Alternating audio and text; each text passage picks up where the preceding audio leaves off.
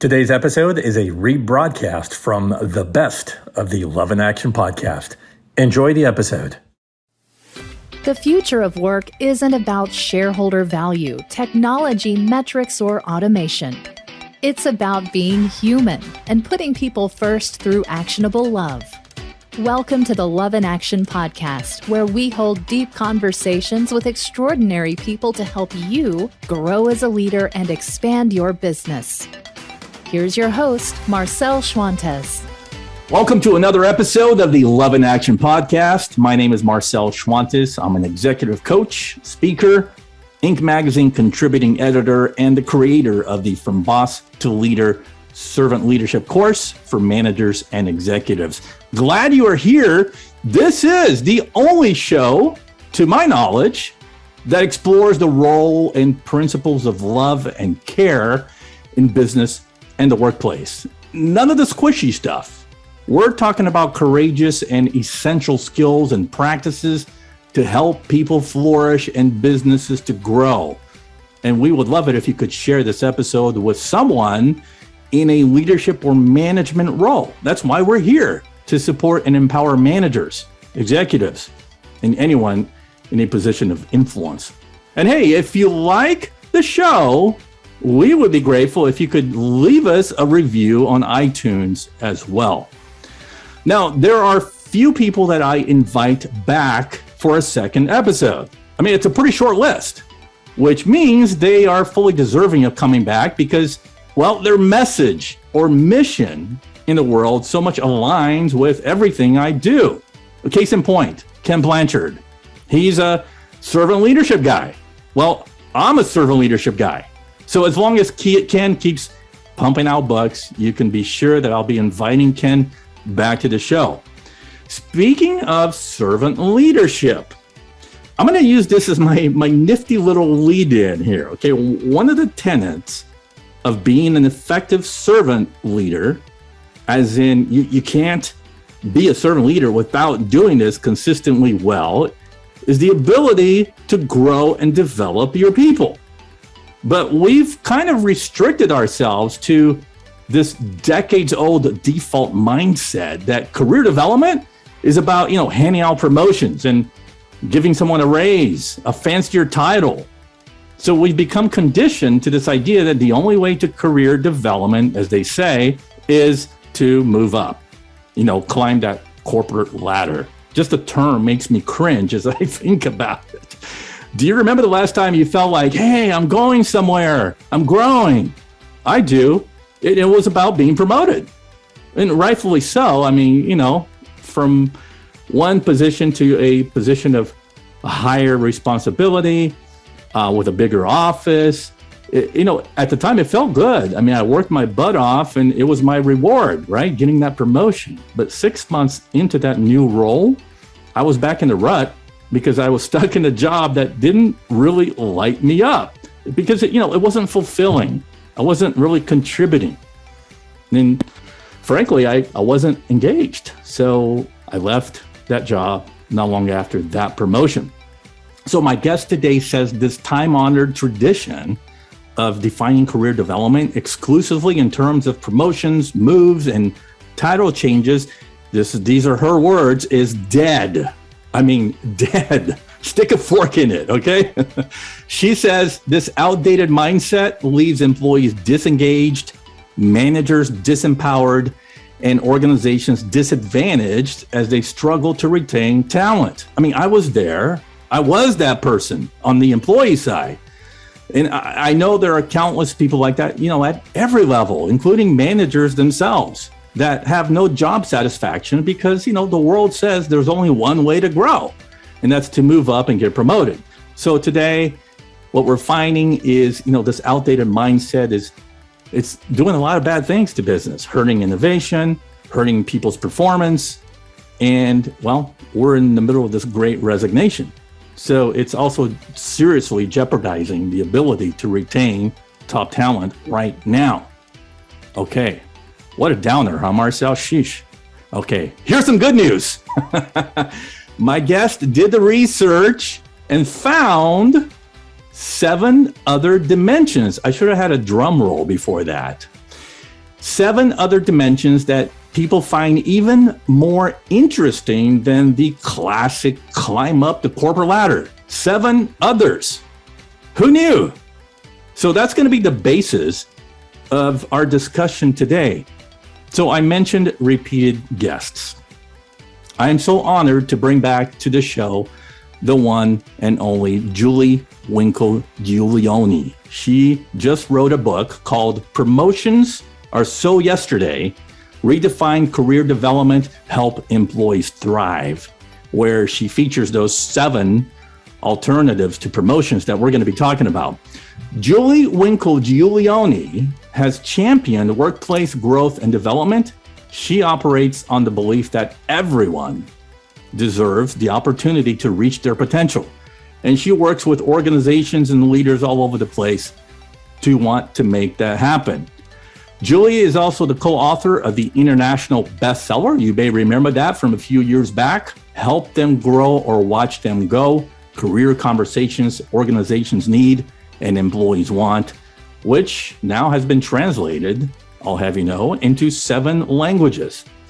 In addition to writing and speaking on workplace and development issues, Julie leads Design Arounds, a firm that creates and offers training to organizations worldwide. Named by Inc. magazine as a top 100 leadership speaker, Julie is a sought-after keynote presenter. She's traveled all over the place, from China to Russia to Brazil and beyond. And she's also a regular columnist for Training Industry magazine, and also contributes articles for The Economist. She's a proud mom, a wife, and she now joins us. Julie, welcome back. Oh, Marcel, it's so fun to be back with you again. You know, I was telling you offline that I was going to mention this, so here it is. I mean, the first time you came on the show was way back on episode 13, where you and I were kind of wet behind the ears back then, both rookies doing this. And we're now up to 140 episodes, and we're heard in 160 countries since then. Can you believe that? That is, yes, I can believe it. It doesn't surprise me for a moment, but congratulations. The work that you're doing is so important. And this message has never been more important to leaders. Thank you so much, Julie. And I'll have my listeners know that Julie and I met in person once in LA. We did some work together through the Humans First Club network. And Julie and I just kind of hit it off. To this day, I'm going to put Julie on the short list of those kind of human beings that, you know, you meet once every 20, 25 years or so that make such an impact on you that you're just like, wow, yeah, I'm going to be thinking about that person for a while. And even though I am 2,000 miles away, I'm, East Coast, she is LA girl, South Pasadena, close to my old stomping grounds. We still stay connected by email. And I know, Julie, that eventually one of these days, we're just going to do something together. I don't know. I mean, it's just we're just waiting for those planets to start lining up. Yeah, those seeds were planted back during that first session when I saw the heart that you brought to your work, the clarity of the message, and just the clear commitment you had to supporting others in realizing their potential. I knew this is somebody I was going to know for a long time. So thank you. And I just feel really lucky to have been guest number 13 and Ken on a list with Ken Blanchard as a returning guest. My head is now so big, I might not get out the door. Well, okay. Well, let's see if I can shrink it just a tad for the rest of the conversation. So thank you for that. It's like mutual admiration society. I hope we're not boring our listeners. So let's talk a little bit about how we start the show, because I want them to really kind of get to know this side of Julie that maybe you don't speak often enough. So we start the show with this. You ready? I'm ready. What's your story? I love that question so much. And that's a new one since I was here last. Yeah. So, I think my story has this through line of learning and development. I remember back in kindergarten working really hard at my penmanship because I decided I wanted to be a teacher back then. And so I knew that teachers had to write really well. And as I look at everything I've done, gratefully, my handwriting isn't on the line these days. But that through line is helping people to grow. There's something that just tickles my soul to no end when I see the light bulb go on, or I see someone doing something differently, making a positive change. There's just little that's more satisfying for me than doing that.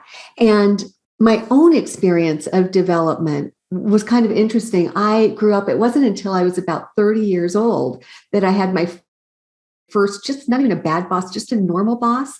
Before that time, I had people who were just natural developers and I thrived. And then I hit a normal boss and I realized with that contrasting experience, wow, that's a game changer. And I really recognized how important growth and development was for me personally, not just within the workplace to be able to do my job better, but my health and well-being and satisfaction and happiness even outside of work. And so I have really dedicated the lion's share of my adult life toward helping leaders like you, helping leaders understand the powerful impact they have and bring the best they can to their work in service of helping others do the same. That's great. You're speaking from the heart and you're speaking from a place of mission. This is kind of what we do. It's our calling. It's our mission, right? And I mean, we want to change the world through leadership. And you do it so uniquely through this development piece. So I feel like if we're going to take a deep dive into promotions or so yesterday, we can't do it without first kind of talking about your first book, Help Them Grow or Watch Them Go, because promotions kind of picks up where Help Them Grow left off. Am I off on this or not? No, you totally nailed it, Marcel. I hate to use the word sequel because we know that doesn't play so well on the big screen in terms of success, but it really does feel like promotions are so yesterday is the sequel because, as you know, Help Them Grow really focused on the conversation. How can we disarm this whole thing called career development? How can we take some of the burden away from it, the heaviness, and turn it back into the human endeavor that it is? And at its core, development is a relationship that we have, leaders and employees, and it plays out through conversation. And so Help Them Grow is all about how can we have better conversations, higher quality conversations, more insightful conversations, and just, gosh darn it, more conversations over time, rather than that one and done off in the corner once a year, and we forget about it until this time next year. And so we did some great work over the last 10 years, around the world, literally elevating the quality of the conversation. And yet, in the back of leaders' minds still, there was this worry floating around because despite how great the conversation was, they had this fear, this assumption, this concern that no matter how great the conversation was, that at the end of it, the expectation on the part of the employee was going to be for the promotion, the title, the new role, the thing they had so little of. And so despite expanded conversational skills, there was still that concern that got in the way of managers doing what they knew they wanted to do and what we know employees want them to do in terms of those conversations. And so we had to crack the code in terms of this concern around expectations relative to promotions. Yeah. So let's frame promotions or so yesterday with the research that you conducted. Is that a good starting point, you feel? That's a perfect starting point. Okay. Yeah. Right. And a nice build on where we just were. Mm-hmm. So as I mentioned, over the last 10 years since Help Them Grow was published, I had a chance to do countless keynotes and training sessions and coaching with folks. And my consistent question throughout the process with employees and leaders alike was, what does career mean to you? And when people start talking about what career means to them, it is profound. Certainly there's this level of it's what I do to be able to keep the lights on and take care of myself and my family. But then once you get past that layer, the depth of what our relationship with work wants to be, it's enormous. People talk about big, bold, juicy, meaningful, multifaceted things about how it's a place where their skills and talents get honed and used for the good of others. It's where they make contributions. It's where they make lifelong friendships and relationships. It's where they stretch their ability and they figure out what they're capable of. I mean, the definition, like in our heads, what we hold about what career means to us is really big. And so over that time, the patterns began to emerge and the responses started to fall into buckets. Yeah. And pretty soon I had these 7 other buckets of areas that were really important, were really alive for people in ways that they wanted to grow and engage. And so I knew that all of those buckets came from real people. And yet in my heart of hearts, I found myself wondering when it really came down to it, if somebody had to prioritize, for instance, their desire to contribute against their desire to climb the corporate ladder, like at the end of the day, really, which would come first in people's minds? And so that was the research that we did with about 750 folks worldwide and asked them literally to prioritize these buckets, which we've come to refer to as development dimensions. Right. Okay. So we're going to let the cat out of the bag now, right? I mean, we got to find out what those 7 are. But it's funny that as I want to ask you to briefly describe each of the 7, and I'll just shoot them out to you. But, in the research, you also had, I think, because I took the assessment, the multidimensional career self-assessment that's in your book. We'll talk about that in a minute.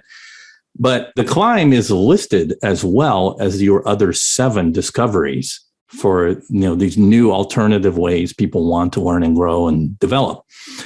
I'm almost giving away the punchline, but I want you to tell us where that ranked. And so I'll go over each of the 7 and then tell me about climb and where climb fell in place. Okay. So talk to us a little bit about, so you found through those 10 years, those buckets, those things start to appear, these patterns develop, and you're like, wow, 7 surfaced. Number 1 was contribution. Yes. And so contribution just acknowledges that deep human need that we have to make a difference, to be of service, to leave things better for having been there, and to live on purpose, to be able to align with something bigger. Perfect. And I don't know if these are in order of ranking, but the next one I wanted you to briefly touch on is competence. Yep. And competence acknowledges that I think employees really get the speed of change and the need to stay on top of their game. And so it's about building the critical capabilities, the skills, the abilities and expertise to perform well today and also to be ready for what's going to happen tomorrow. Love it. And confidence? Competence doesn't normally fall into the realm of career development models. And yet all of us who've ever had a dip in it know it's a showstopper in terms of career growth. And most of us will have that kind of an experience. And so there are times during our career where the most important development for us to engage in is that development of the core trust in our abilities, that we can show up predictably, that we know we're going to be able to deliver as intended on a consistent basis. Gotcha. So we're in an age of diversity, equity, inclusion, and belonging. And this one really speaks to the inclusion and belonging part. And so you found connection being one of them. Yeah, absolutely. And, there's that old line, it's not what you know, it's who you know, which is overstated, but it does, I think we have to admit that we learn an awful lot through and with others. And so, again, there's tremendous growth to be had by consciously and deliberately engaging in relationships, expanding our network, building a community, cultivating greater visibility, powerful growth there. Yeah, absolutely. The next one's really, it speaks to my heart because I left the corporate world for a bigger challenge, and that's the one that you found, challenge. Yeah, challenge. And isn't it interesting? Because I left the corporate world after being broken by too big a challenge. So it can go both ways. So, it's really true. So, and challenge is one actually that really resonates well with managers. Many managers have already figured out how to introduce challenge into someone's role. A stretch assignment, a special project, or something like that gives folks the opportunity to really test their mettle, to step outside of the comfort zone into that discomfort zone where learning is amplified, and to really stretch beyond what's known. Yeah. And the next one is contentment. Yeah, this one causes raised eyebrows quite a bit, because I think it's easy to think contentment, that's kind of like complacency. Not true. Contentment really acknowledges that we're going to be working for decades, for 3, 4, 5 decades, and it can't be a hard charging sprint the whole time. There are times in our career when the best step forward is that step back to say, how can I cultivate greater ease, greater joy, greater balance, greater meaning in service of sustaining me over the long haul? And the last one is choice. Yes. And again, one of the top psychological needs people bring to the workplace, this need for control and autonomy, volition, to be the boss of themselves, and to be able to make decisions about the where and the when and the how of their work. So I mentioned this nifty self-assessment tool that Julie has in her book. You'll find it on page 4. And I was like, I need to take this because I wanted to know where I fit in to these 7 buckets, right? And so the assessment, the results for me, Julie, here's now you're getting the scoop on my hot buttons here. So I mentioned contribution. That's number 1. Which is consistent with your research, number 1 for most people as well. The second one for me is contentment. It was actually a tie with contribution, contentment. So contentment is all about, am I enjoying what I'm doing? And am I satisfied and feeling fulfilled in the work that I do? And oh my goodness, this became so integral for me when I left the corporate world. But you're talking about people that are actually working in the corporate world to be able to feel this way. And so I think that's really key, contentment as well. And then the third one for me is also came up. Well, we're going to be talking about choice. So that was the third one, choice. Interesting. Which we'll touch on in a minute. But okay, so any thoughts so far on finding what mine are versus what your research found? Well, I'm not surprised at all that contribution was top for you, because in aggregate, we found that contribution across ages, genders, levels, that was number 1. And to me, when I saw that, it just warmed my heart to no end.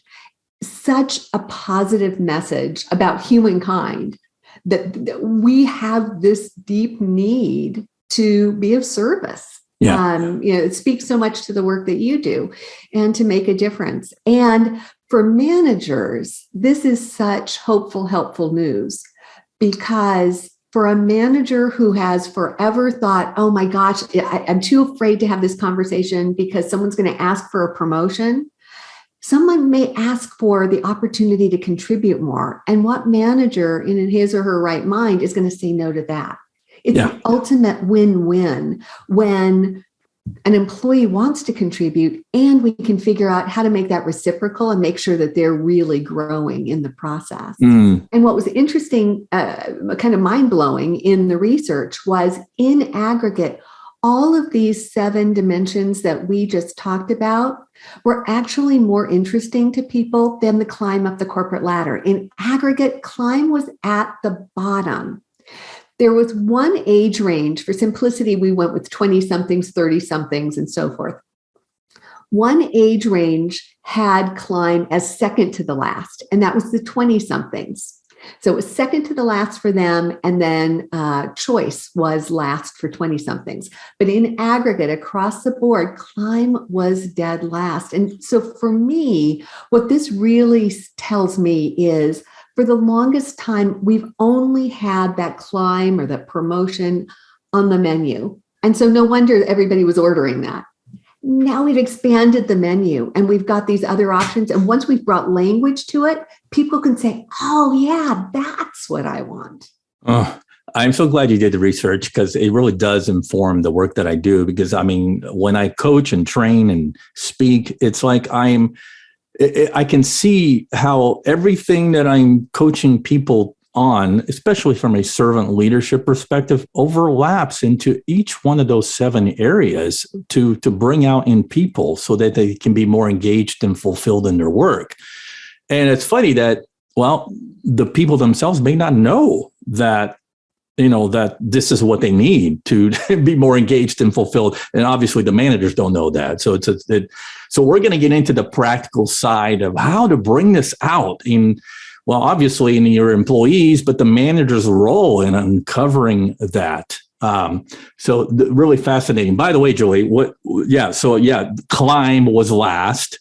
And so when I was taking the assessment, I kind of put myself in the role of my former corporate life just to see where it would end up, because obviously climb has it doesn't do anything for me now because I'm not climbing the corporate ladder, right? I don't need a promotion. I'm self-employed, a speaker, writer, etc.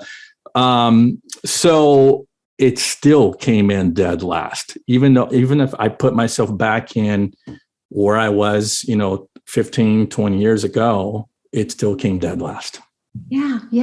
And it's interesting. The thing about this framework and this self-assessment is it's really dynamic, unlike a Myers-Briggs or a Strength Finder or DISC or something that you kind of stay in your lane. This is going to change. So as you were leaving corporate life, that was your mindset, and climb was lower. At another point in your corporate life, it might have been higher. And that might have been perfectly appropriate. The challenge with climb is managers and employees have pitifully little control over it. Yeah. And so what these other dimensions give us is something that's well within our sphere of influence to affect and put into action. And when that climb might be out of reach, unavailable, whatever, we've got these other dimensions that we can use as a means toward an end, to be ready, to be distinguishing ourselves, and to remain motivated along the journey. Okay, we're going to get into the application side here. This is the practical part of the show, and to really empower our managers listening with tools and strategies, really to ensure that people are advancing through these 7 dimensions. So Julie and I are going to unpack 3 of those dimensions after a quick break. Hang tight. Hey, it's Marcel. Let me get honest with you for a minute. We've reached a time in history when building up strong leaders truly matters if you want to grow your business. But managing through fear, command and control, and do as I say ways of managing is not going to get you there. So what will? In my research, I found that the most effective leadership boils down to 6 key behaviors. They are behaviors that, when filtered down to every management level, can create high performance in your teams and build a great work culture. By the way, this is the new topic that I speak on at company events and conferences and virtual stages all over the world. It's great for keynotes, webinars, half-day or full-day workshops, and leadership retreats. So if you want to learn a clear and practical framework to help design the best work environment for your people to flourish, this is the way to go, and I can show you how to do it. To book me for your event, visit my website, marcelschwantes.com, and click on Speaking. Enjoy the show. Okay, Julie, so I want to unpack 3 dimensions that came up on your research. 2 kind of came from the top. We already mentioned contribution, and then the second one being competence. But one that we actually had to switch, as we were talking offline, that you felt that choice, which kind of fell towards the bottom in your research, should be a conversation now happening. Why is that choice? Well, we did the research in the midst of the pandemic, and it would be great to have a time machine and be able to go back and do something before and after and whatnot. But today, given the way organizations are inviting people back to the workplace, the hybrid remote configurations, the angst associated with, do I want to go back? Do I want to stay home? This whole conversation around choice is really alive for a lot of employees and managers and organizations alike, as we try to figure out, where does that decision-making lie? How should the guardrails be aligned? How much decision-making authority should people have over what their schedules look like? And we know from research like from Mercer, 1 in 3 people would give up more money, a raise, for more flexibility.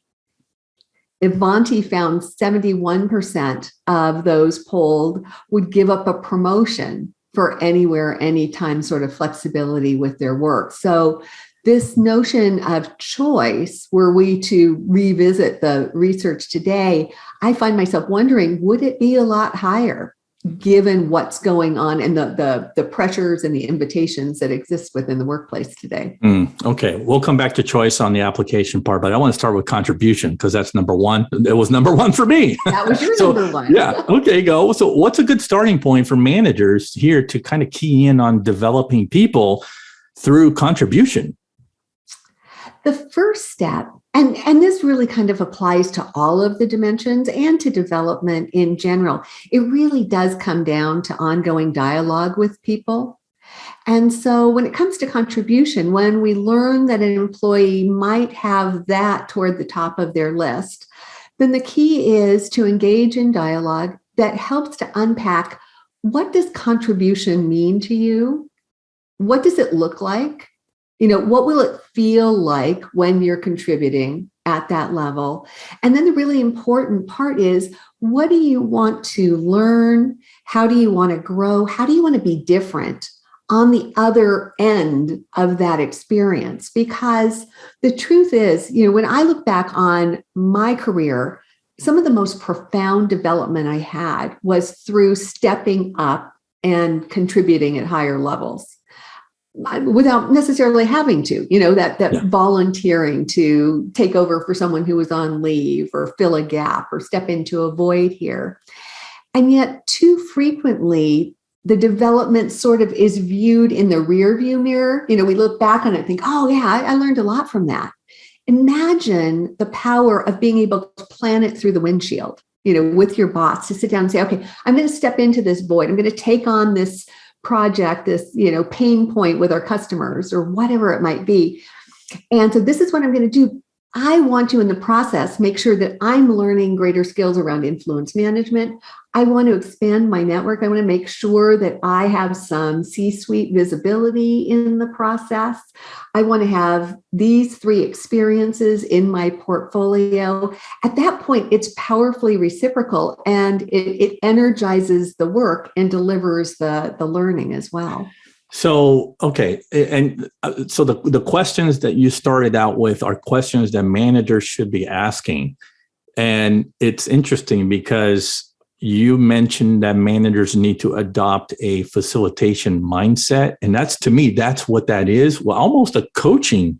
Well, yeah, a coaching and facilitation mindset. So I want to unpack a little bit more about that, because that speaks really to more of what we do, sort of for a living, helping train people. But now we got to put those people in those roles, helping to facilitate people's learning and growth and development. And so what does that look like, a facilitation mindset? That is a great question. And it's probably something we could spend multiple episodes on, right? Because it's such a big topic, and it's so important. So facilitation is both a mindset and, I believe, a skill set. So the mindset piece is really shifting our thinking to recognize that even as a manager who might be really savvy, well-connected, understand the big picture, know everything, if that was possible, we still don't know what's going on inside the other. And so a facilitative mindset acknowledges that there is wisdom, there are insights, there are brilliant ideas inside each person, just waiting to find expression. And so as a facilitator, then it's my job to draw that out of people, to engineer a safe environment where folks can make themselves vulnerable and put ideas out there, even if they're not fully formed or they feel a little bit stupid. It's about asking great questions. It's about cultivating silence, understanding that people need the space and the silence to think about some of these heady topics. It's about acknowledging and helping people see where they can build upon their own ideas.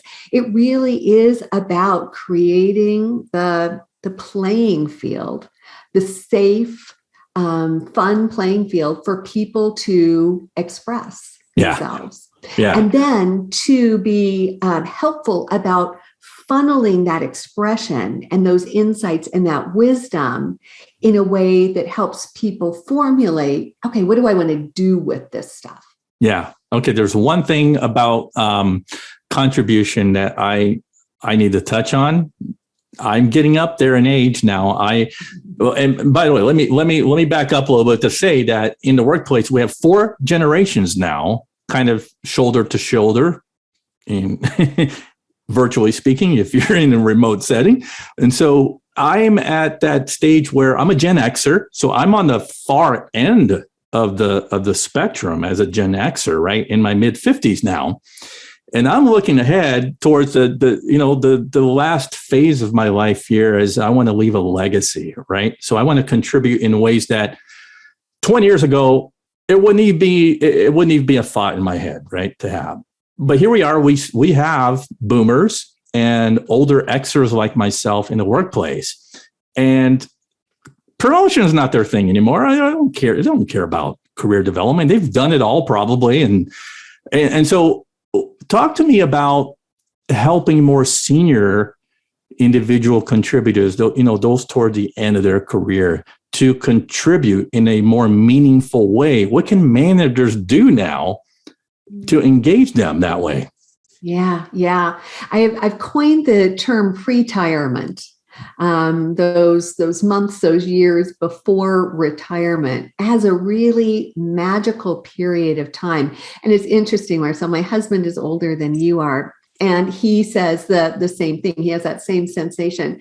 And his poor boss, a couple times a year has to have those conversations with him. And the man doesn't even know what to do because Peter says, I'm happy doing what I'm doing.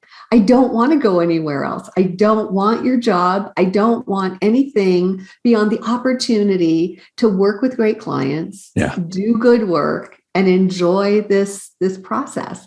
And there are lots, the pool of folks like you, like Peter, like myself, is growing. Traditionally, there were kind of 2 ways that managers thought about this pre-retirement population. One was, they're not going to be here very long. Let's just put them out to pasture. Let's not invest a lot of resources in them and we'll backfill when they leave. The other was thinking about how, a lot out of fear, actually, how do we get everything they know and can do out of their brains, all that institutional knowledge? We don't want to lose that. And so there has been a lot of effort to make sure that those folks in the pre-retirement time are contributing in terms of mentoring others, training others, documenting their processes, and that sort of thing. Yeah. What I would suggest, though, is, again, contribution is most powerful when it's reciprocal. So the idea of me just giving and giving and giving, there's not a lot of energy associated with that. Even if I'm on the verge of retirement, I don't have one foot in the grave anymore. There's going to be more stuff I'm going to want to do on the other side.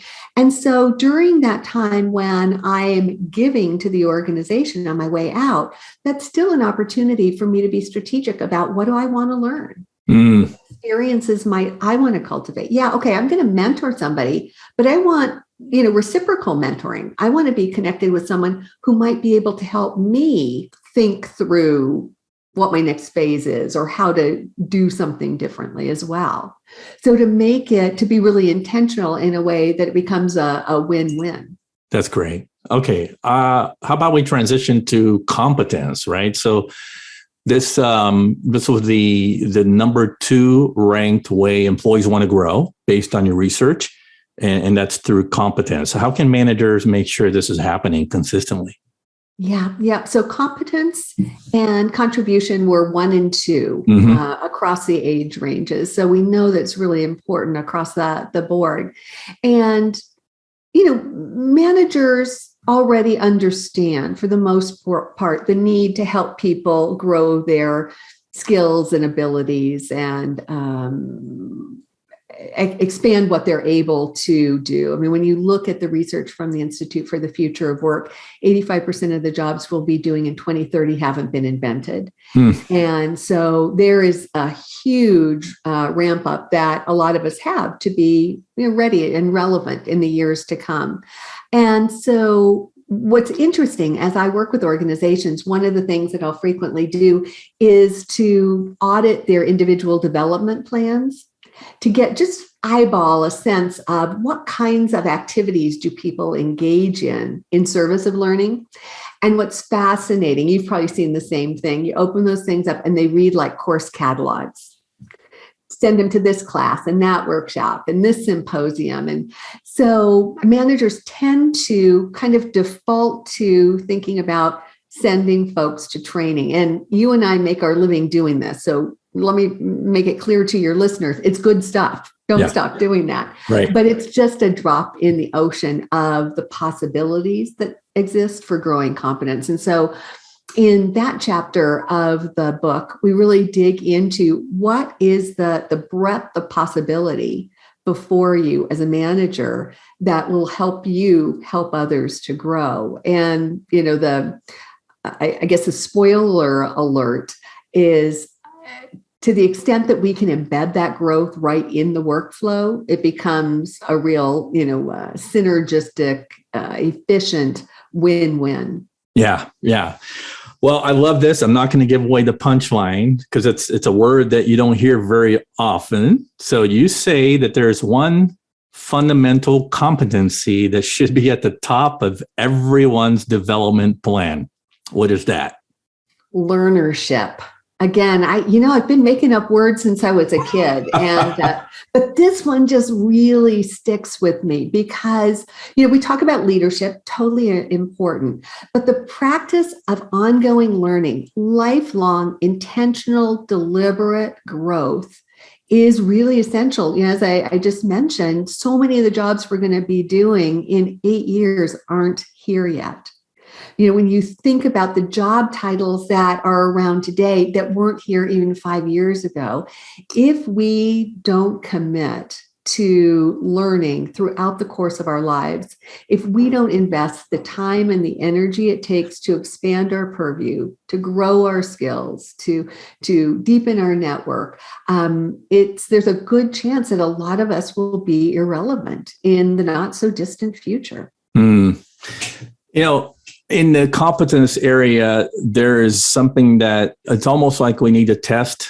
You said we need to test for passion and to make sure that I think where you're coming from is that there's some intrinsic motivation there to learn and grow. Is that right? So how do you test for passion? Yeah, absolutely. Especially with people being so busy these days, adding one more thing to their list, to their brains, it's got to be really high value. And so to your point, if there's not some intrinsic desire, if the individual doesn't truly want to get to the other side of that, then in a busy, pressure-filled, stress-filled world, they're not going to deploy the internal or other resources to make it happen. So as a leader and an employee as well, the opportunity is, okay, when you look at this plan you've put together, whatever the action steps might be, to get real, to look at and say, okay, when the stuff starts hitting the fan, which of these things are you going to persevere through? Which are going to mean enough to you? Which are going to deliver enough bang for your buck to stick with it? And get real and right-size those plans, because so frequently I think we just think that somehow the plan is the magic, and how many bullet points we've got or action steps dictates the value of it. And at the end of the day, it's how much energy someone will put into any of those points to take them forward that, to me, defines success. Okay, so speaking of, one more thing that our employees need to do. I mean, these are great ideas, but my people are just too busy. And here you are, Julie's asking us to now add another thing to their plate so they can learn and build skills. So how do we address this problem? And maybe it's perception, not reality. No, it's reality. People are busy. I mean, we're all working longer hours for sure. So that is a reality. But learning doesn't have to take time separate and above the work. If we get clever about it, we can double team this. We can embed the learning into the work. So if someone's doing a project, we can include the competencies or the skills that they're trying to learn in there. So if I need to become a better collaborator, for instance, then on the projects that I'm engaged in, if I bring special attention to how I'm collaborating, if I gather some feedback from my team members, if I connect with my manager and report back on the couple of things that I did that were outside of my comfort zone that helped me connect differently and have greater influence with that group, I can be learning collaboration while I'm delivering the deliverables.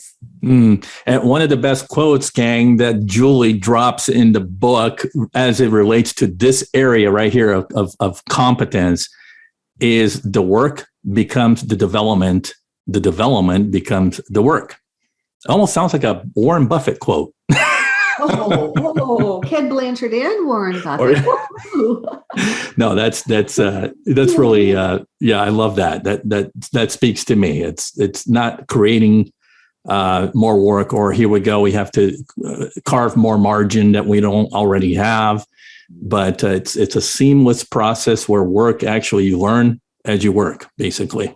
Yeah, and when we're deliberate, when we're mindful, when we're intentional, any job can be an opportunity for growth. Yeah. All right, let's transition to the last one that you and I picked out from the 7.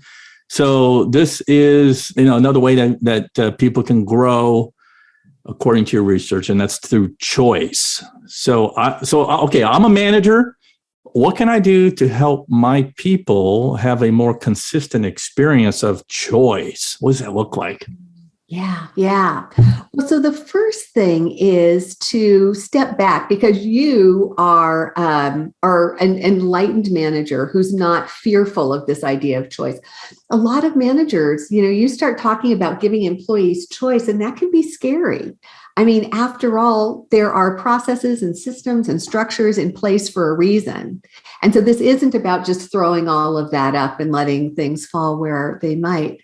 But as a leader or a manager, you have the opportunity to step back and look at someone's role and first discern, where do choices already exist? Because the truth is, the average employee has a lot more choice around their work, how they do it, steps in the process, timing. There's a lot of volition and flexibility that people have that they take for granted. Yeah. Right. And so the first step is, let's look at that and see where the choice points exist. And in that chapter, there's a list of possible choice points to help people realize how powerful they already are.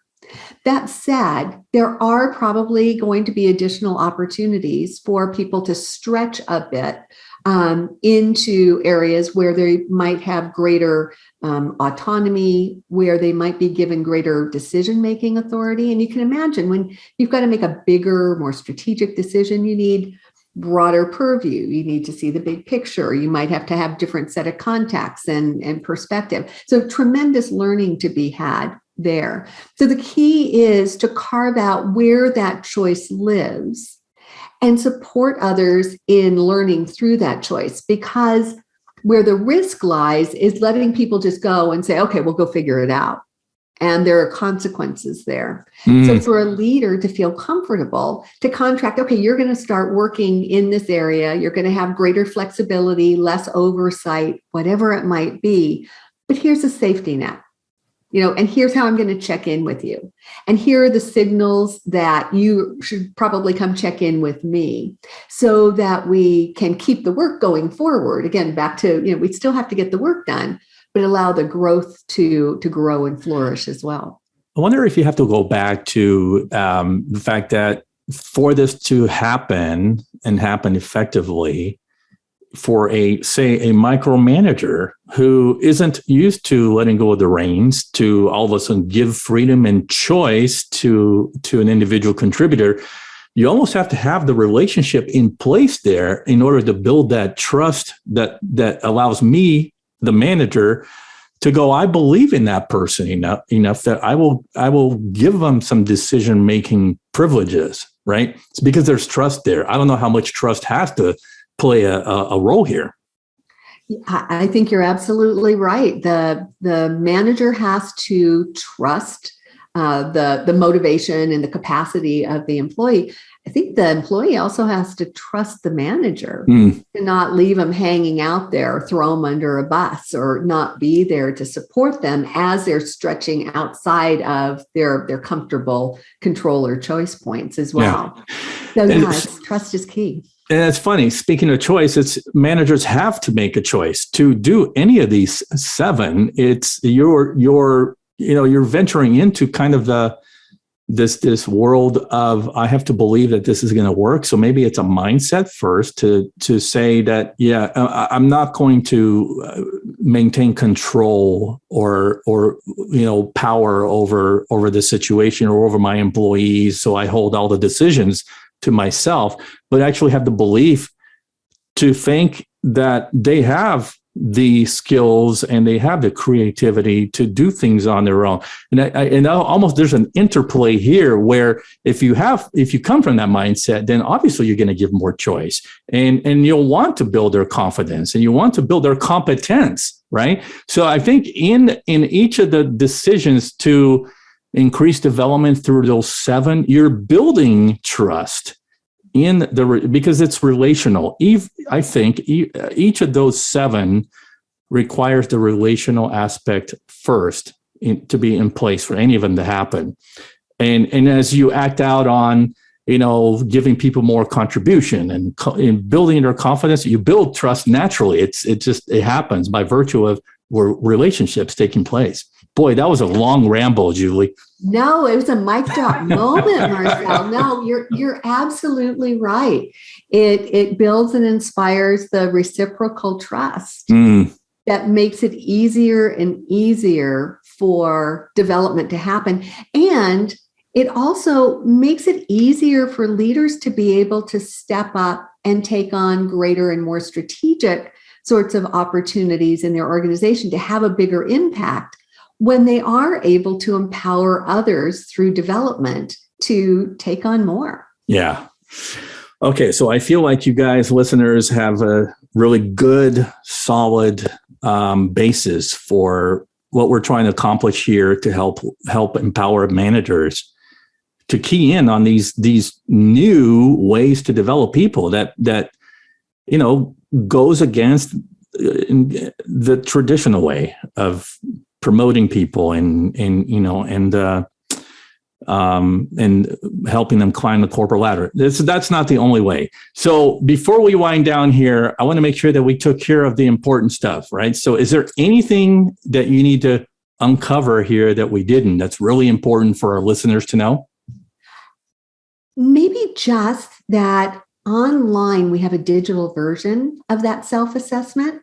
So, of course, would encourage people to get the book, but you can also take the self-assessment online and get an emailed report to you that gets into a little bit more analysis around your greatest interests and also offers some reflection questions. So from an employee standpoint, I can start thinking about, how could I start to get ready for a good conversation with my manager?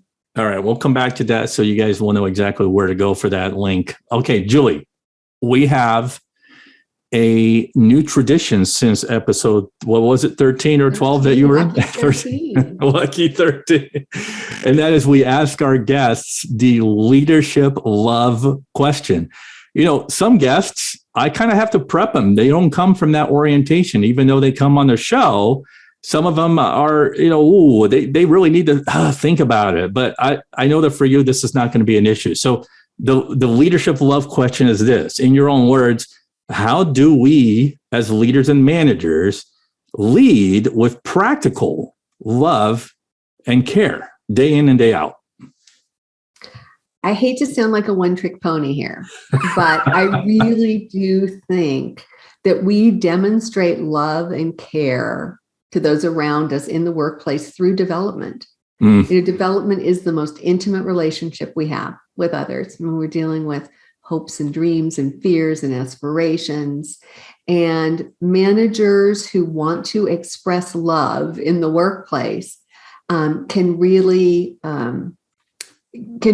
help people feel loved in the workplace when they invest in the development, the growth, the expansion of what people can do. We say it all the time on the show. I say it in my intros all the time, that it's love that helps people to flourish. And I can't think of a better way to do that than develop people, right? So That's great. All right. We bring it home with two questions. Personally, what's really tugging at your heart right now that you'd like to share? It breaks my heart when I look at the folks in New York as well as in the Los Angeles area who are experiencing, high infection rates of COVID again and feeling like they're being drugged back and having to take the precautions that they were so enjoying letting go of as summer begins, and the workplace implications associated with that, the additional stressors that everyone has in the back of their minds as they're going out and working with others. It'll be good when we get past this. Thanks for that, Julie. And finally, you get to close us out. Bring us home with a closing remark or maybe a takeaway to keep us inspired. Well, it strikes me that we have a unique opportunity as leaders to help people change their relationship with career and career development, to really realize what's in their hearts around careers, to break the frame, to trade promotions for possibilities, and to express that love that we were just talking about in a really tangible way by helping people be better and feel better in the workplace. And leaders who can crack the code on that, they're the ones who are going to be able to enjoy the kind of satisfaction and the engagement and the results and the retention that organizations really need to thrive today. Fantastic. Julie, if people want to connect with you and learn more about you and take that digital assessment, where can they go? JulieWinkleGuilioni.com. And I'm sure you'll put that in the show notes. I will. A lot of vowels. Fantastic. Yes, expect that in my show notes. As always, every time we get together, it's funny that every time you write a book, and I get it, I'm one of those podcast hosts, yes, that reads books. And even more so when you're a friend of mine like you are. But let me tell you, I cannot bring any of your books back to a used bookstore. They would not take it back because there's so much writing and highlights and earmarks and sticky notes on them. And what I mean to say is that I always learn from you in the work that you do. So we're all much better for it. Thank you. That is the greatest compliment, Marcel. Thank you. And thank you so much for having me back. It's such an honor to get to visit with you and share ideas with your listeners. Pleasure. Well, that wraps it up. Thank you, Love in Action Tribe, for joining the conversation. And you can continue the conversation and comment on this episode with hashtag Love in Action Podcast. And as I mentioned, for the show notes, go to my website right now, marcelschwantes.com. Reach out to Julie and get her digital download. We'll see you next time. Thank you for listening to the Love in Action podcast. If you enjoyed today's episode, please share it, subscribe, and leave us a review. Until next time, don't forget, the future of leadership is love in action. Believe it, practice it, and watch your business grow.